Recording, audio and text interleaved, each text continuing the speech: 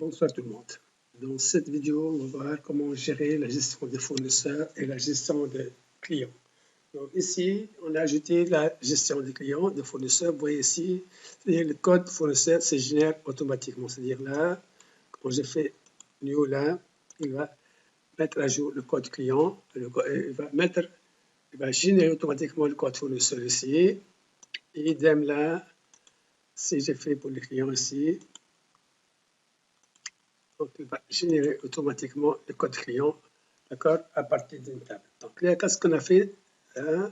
Et là, bien sûr, on a la partie ajout et modification des clients. OK. Donc, qu'est-ce qu'on va faire? Donc, on va passer à la partie Spring Boot ici. Dans la partie Spring Boot, j'ai créé deux entités. Dans modèle, j'ai créé l'entité client. Donc, dans le client, ID, code, DBD, adresse, téléphone, email. Donc, le mot de passe, login et PWG. D'accord? Donc ici, on a fait ça. Donc après, quand on va insérer les clients, donc, ou le fournisseur, on va l'insérer automatiquement dans la table user avec le login et le mot de passe qu'on a identifié ici. Donc là, généralement, on n'a pas besoin de login. Donc là, on va l'éliminer après.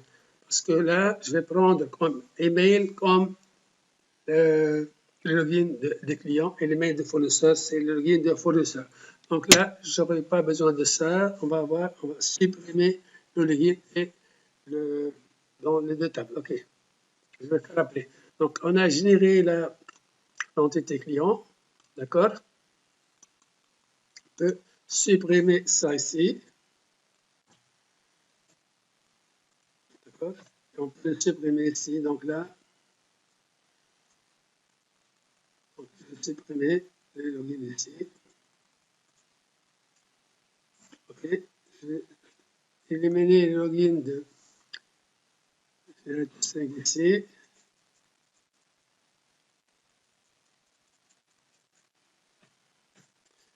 Générer, supprimer aussi le string ici.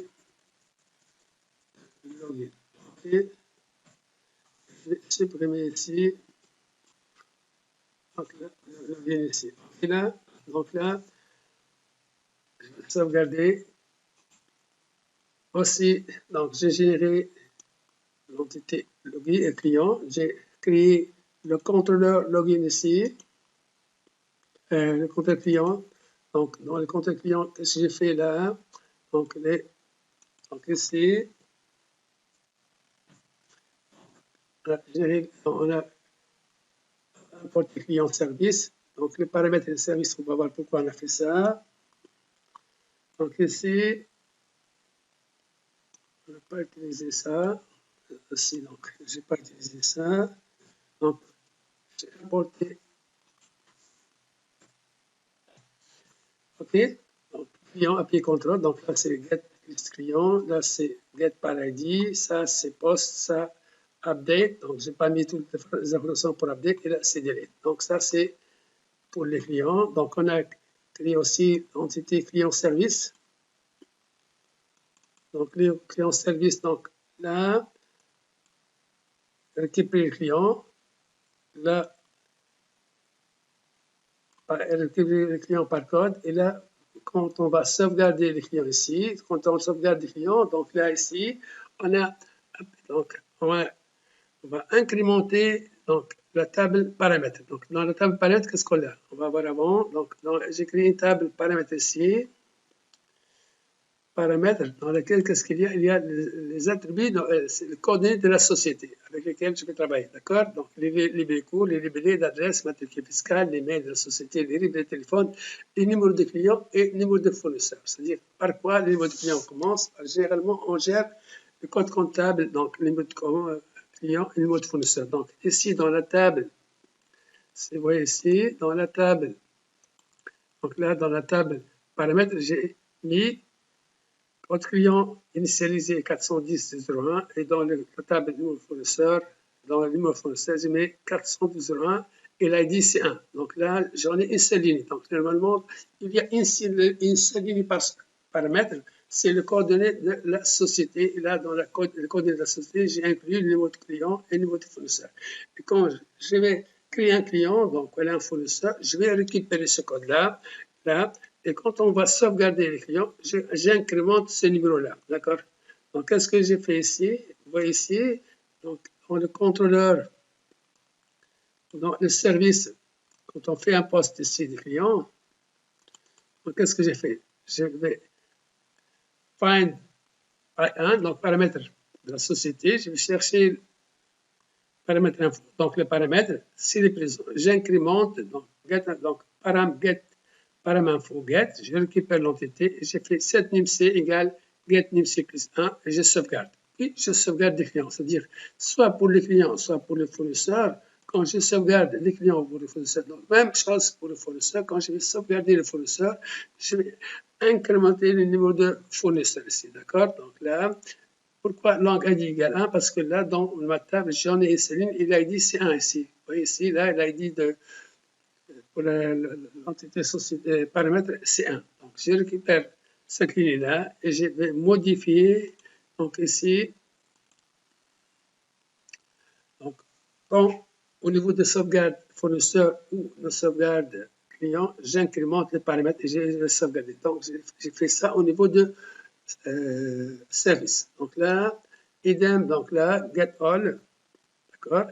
Donc bien sûr, je dois faire un travail, donc là, je vais injecter le repository paramètre là pour pouvoir utiliser. J'ai injecté le paramètre repository de fournisseur pour pouvoir faire les méthodes find all, tout ça. Donc là, donc la seule différence, c'est que ici, j'ai inclus là le paramètre incrémentation du compteur pour, d'accord, contrôle ici parce que j'ai touché là quelque chose. Donc, j'incrémente le paramètre fournisseur, donc le numéro de fournisseur, je sauvegarde des fournisseurs, et même chose pour les clients, j'incrémente et je sauvegarde les clients. Ok, donc update, donc là, je n'ai pas mis toutes les updates. Donc, ok, donc là, j'ai fait directement save client, donc là, ok, donc je ne vais pas faire dans les autres exercices, dans le save, je vais instancier l'élément, puis faire des sets là, je peux sauvegarder directement les catégories. Je peux faire return repository, save catégorie, sans passer par ces commandes-là. OK là? Donc ici, j'insère automatiquement l'objet. Donc là, OK, donc ça pour les clients et ça pour le fournisseur. OK là? Donc là, c'est ça. Donc, même chose ici pour le contrôleur fournisseur, donc c'est simple, donc on a les méthodes fournisseur list, get mapping by ID, récupérer le fournisseur par son ID, d'accord, par son code, d'accord, post pour sauvegarder le fournisseur et pour modifier et là, delete pour supprimer. Aussi, j'ai créé l'entité paramètre. Dans le paramètre, donc ici, donc généralement, on ne va pas ajouter. Donc, on va seulement modifier ou supprimer. Mais j'ai mis, donc là, je vais faire un interface d'ajout qui va me permettre d'ajouter le service, les paramètres de la société. Alors que moi, dans mon cas, j'ai inséré manuellement ici les données. Ici, pour tester, là, je les ai insérées manuellement. D'accord? D'accord? Ici, on revient. Donc là, c'est clair. Donc ça, c'est classique. Comme on a fait le contrôle catégorie, c'est le même principe pour les paramètres, les clients et les fournisseurs. OK, donc là, pour le repository client, donc rien, donc là, pour le repository fournisseur, rien kiff, et pour le repository, donc paramètre là, il n'y a rien. Donc là, juste générer repository pour pouvoir utiliser le CRUD. OK là, donc ça pour la partie Spring Boot. Donc, je pense que c'est clair. Donc là, la seule différence, comme je dis tout à l'heure, c'est au niveau des services. Ici, c'est-à-dire qu'il faut, lors de l'ajout d'un client ou lors de l'ajout d'un fournisseur, il faut incrémenter la table, numéro de client ou numéro de fournisseur. D'accord, ça c'est clair. Maintenant, on va voir comment on a ici, donc ça c'est clair. On va passer maintenant, bien sûr, ici, dans le paramètre. Dans le contrôle paramètre ici, j'ai fait une récupération par ID. Donc, ça, j'en ai besoin pour récupérer le paramètre. ID là, donc qu'est-ce qu'on a fait? Donc là, on va passer à la partie Angular. Dans la partie Angular, qu'est-ce qu'on a fait? CTRL-C là, je vais revoir les lignes que j'ai tapées, CTRL-C. Donc, on a fait quoi? Donc, on a créé, on a commencé par GC client, add client, -s test. On a créé add client, on a ajouté liste client, on a ajouté liste fournisseur, le add fournisseur, donc là, on a faute ça, j'ai généré le service fournisseur, le service client, bien sûr, j'ai généré le modèle client, j'ai généré le modèle fournisseur. Et j'ai généré les paramètres fournisseur, service, et là, je fais un start.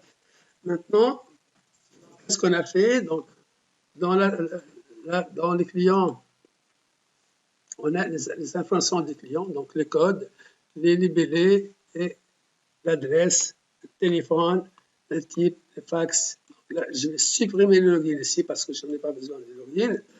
Et là, ok, je vais supprimer aussi le login ici.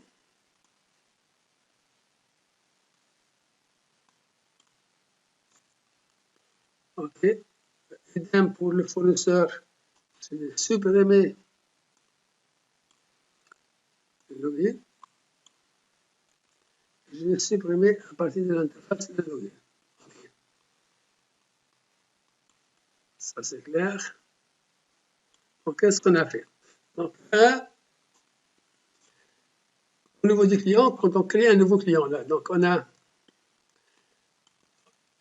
le même principe que j'ai utilisé pour les catégories, pour sous-catégories, pour l'article. Donc là, j'ai travaillé avec Grammatic pour pouvoir gérer le pop-up. Ici, donc là, un G-init. Quand j'ai un G-init, c'est-à-dire quand je vais instancer la page client, donc qu'est-ce qu'il va faire? Il va aller dans paramètres paraseriget data 1.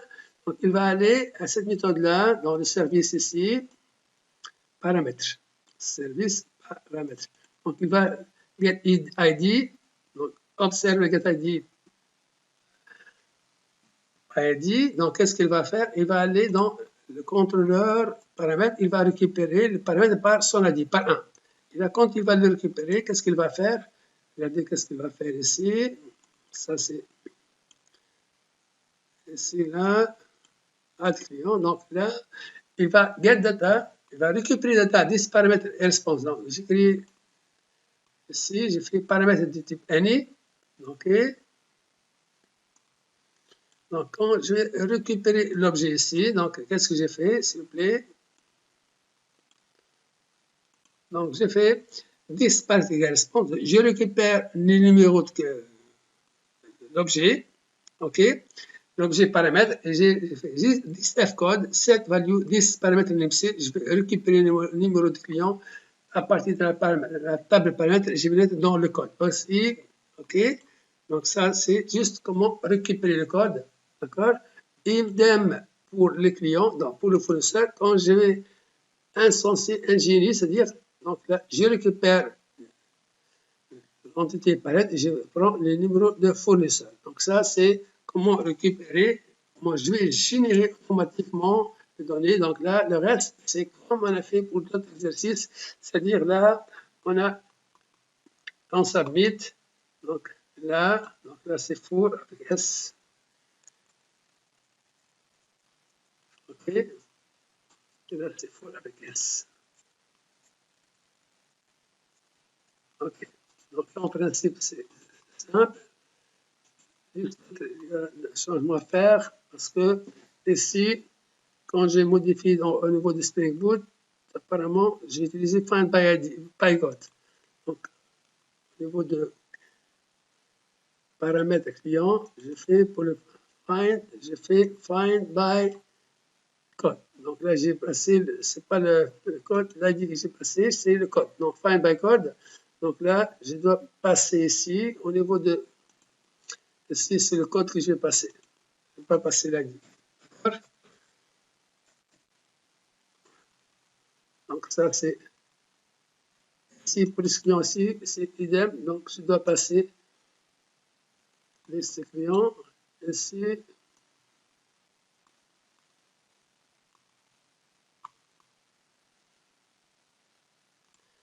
OK. Donc, c'est ici, dans la liste, je dois passer le code. D'accord? Liste client, je ne dois pas passer le code. Et dans liste fournisseur, je dois passer le code.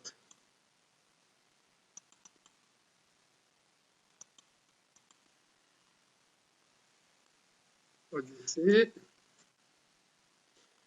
Liste fournisseur code. Et là, liste client, je dois passer le code. Ici, dans la modification, ici, donc, je dois passer le code. Donc, ici, je dois passer le code ici.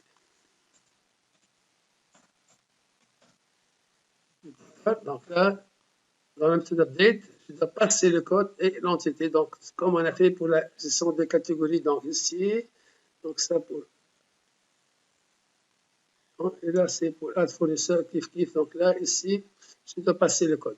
Donc, j'ai fait save all, npm start ici.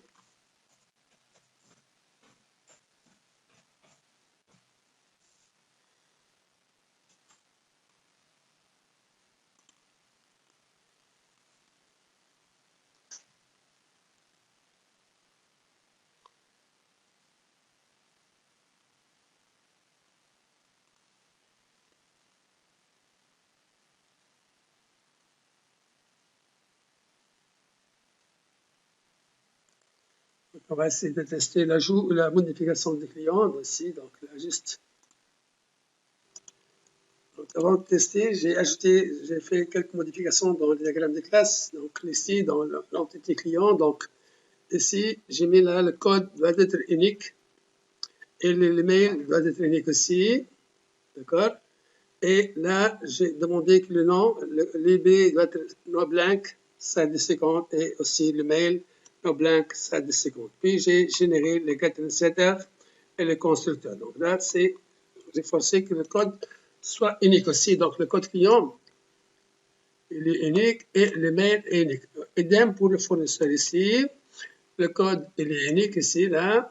On a ajouté code fournisseur unique, constante unique, et le mail doit être unique parce que là, une fois on va insérer les fournisseurs et les clients, qu'on va tester ça, on va mettre directement ces informations dans l'entité user avec le rôle, soit user, soit client ou soit fournisseur. En principe, c'est ça. Donc, je récapitule ce qu'on a fait parce que la partie test, je vais le laisser pour le vidéo prochain. D'accord? Donc là, on a dit, donc ça c'est pour la seule chose à faire, c'est au niveau de service. Je dois incrémenter au niveau des services là, le paramètre. Donc là, j'ai ajouté l'entité paramètre dans laquelle j'ai mis les coordonnées de la société, et le numéro client et le numéro de fournisseur. Donc là, ici et là, ici. Aussi, donc, chose faite. Au niveau de Angular, quand on fait l'ajout, donc la première chose à faire, c'est quand on fait là, on va récupérer le numéro de client ici et dans le numéro de fournisseur, on va récupérer le numéro de fournisseur ici. OK. Donc en principe, c'est ça. Juste, donc, c'est-à-dire quand je vais lancer l'application, contrôle, donc là, save. Donc, je vais relancer ça, c'est clair en principe. Si je relance l'application, j'ai fait OK. Donc là, je vais réactualiser ça parce qu'il y a une faute ici. Je dois supprimer. C'est pour ça que j'ai fait le contrôle. Parce que là, comme j'ai saisi, j'ai eu deux codes identiques pour le client. Donc là, il ne faut pas faire ça. Donc là, qu'est-ce qu'il faut faire? Je dois aller ici. On va faire delete from client. OK. Et là, commit.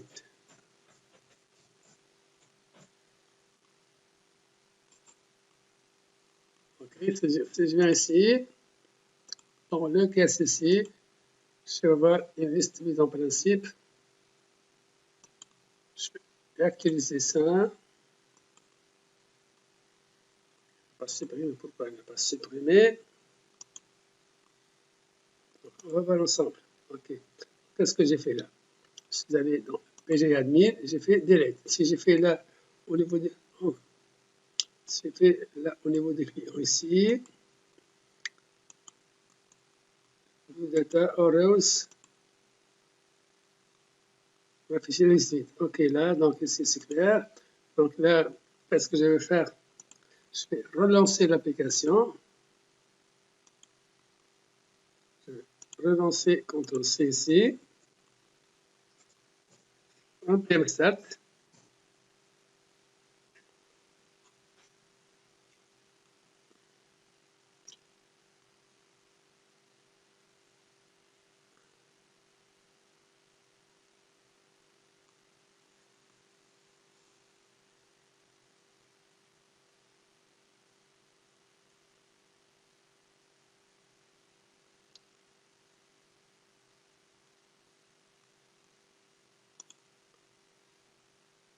Localhost 4200.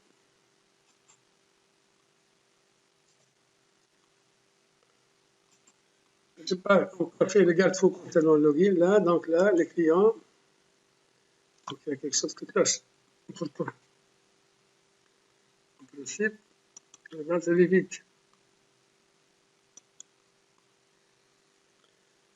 La base elle est vide. Donc quand je sélectionne le fournisseur, il va afficher 4001.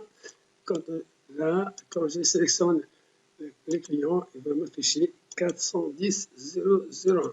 Donc pour la partie test, on va essayer de tester cette application-là dans la prochaine vidéo. Merci pour votre attention et merci bien. Donc là, j'espère que c'est clair.